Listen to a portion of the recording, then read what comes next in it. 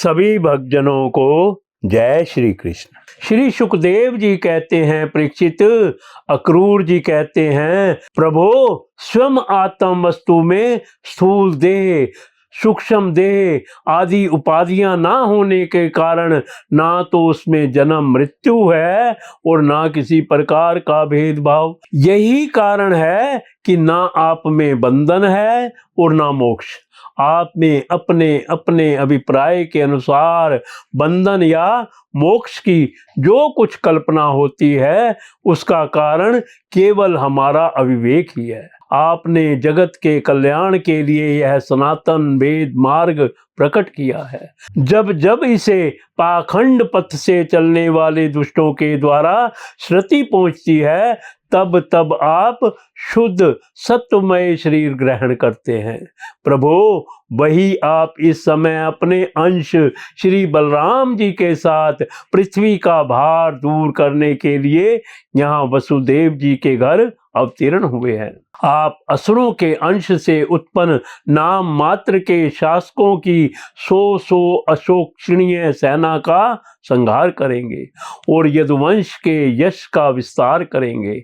इंद्रियातीत परमात्मन सारे देवता, पितृ, भूतगण और राजा आपकी मूर्ति हैं।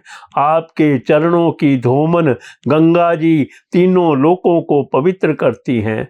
आप सारे जगत के एकमात्र पिता और शिक्षक हैं। वही आज आप हमारे घर पधारे, इसमें संदेह नहीं कि आज हमारे घर धन्य धन्य हो गए और उनके सौभाग्य की सीमा ना रही। प्रभो आप प्रेमी भक्तों के परम प्रियतम, सत्यवक्ता, अकारण हितु और कृतज्ञ हैं। जरा सी सेवा को भी मान लेते हैं। भला ऐसा कौन बुद्धिमान पुरुष है जो आपको छोड़कर किसी दूसरे की शरण में जाएगा। आप अपना भजन करने वाले प्रेमी भक्त की समस्त अभिलाषाएं पूर्ण कर देते हैं। यहाँ तक कि जिसकी कभी श्रुति और वृद्धि नहीं होती, जो सौभाग्य की बात है, प्रभु हम स्त्री, पुत्र, धन, स्वजन, गेह और देह आदि के मोह की रस्सी से बंधे हुए हैं। अवश्य ही यह आपकी माया का खेल है। आप कृपा करके इस गाढ़े बंधन को शीघ्र काट दीजिए। श्री सुखदेव जी कहते हैं, परीक्षित, इस प्रकार भक्त अक्रूर जी ने भगवान श्री कृष्ण की पूजा और स्तुति की। इसके बाद भगवान श्री कृष्ण ने मुस्कुराकर अपनी मधुर वाणी से उन्हें मनोमोहित करते हुए कहा। भगवान श्री कृष्ण ने कहा, हे तात, आप हमारे गुरु, हितोपदेशक और चाचा हैं। हमारे वंश में अत्यंत प्रशंसनीय तथा हमारे सदा के हितैषी हैं।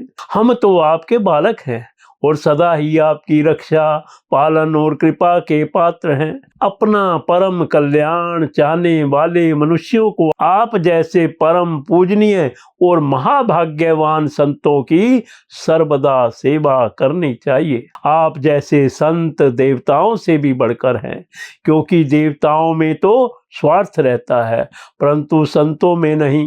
केवल जल के तीर्थ, नदी, सरोवर आदि ही तीर्थ नहीं है। केवल मृत्तिका और शिला आदि की बनी हुई मूर्तियां ही देवता नहीं है चाचा जी। उनकी तो बहुत दिनों तक श्रद्धा से सेवा की जाए तब वे पवित्र करते हैं, परंतु संत पुरुष तो अपने दर्शन मात्र से पवित्र कर देते हैं। चाचा जी आप हमारे हितैषी सुहृदों में सर्वश्रेष्ठ हैं। इसलिए आप पांडवों का हित करने के लिए तथा उनका कुशल मंगल जानने के लिए हस्तिनापुर जाइए। हमने ऐसा सुना है कि राजा पांडु के मर जाने पर अपनी माता कुंती के साथ युधिष्ठिर आदि पांडव बड़े दुख में पड़ गए थे। अब राजा धृतराष्ट्र उन्हें अपनी राजधानी हस्तिनापुर में ले आए हैं और वे वहीं रहते हैं। आप जानते ही हैं कि राजा धृतराष्ट्र एक तो अंधे हैं और दूसरे उनमें मनोबल की भी कमी है। उनका पुत्र दुर्योधन बहुत दुष्ट है और उसके अधीन होने के कारण वे पांडवों के साथ अपने पुत्रों जैसा समान व्यवहार नहीं कर पाते।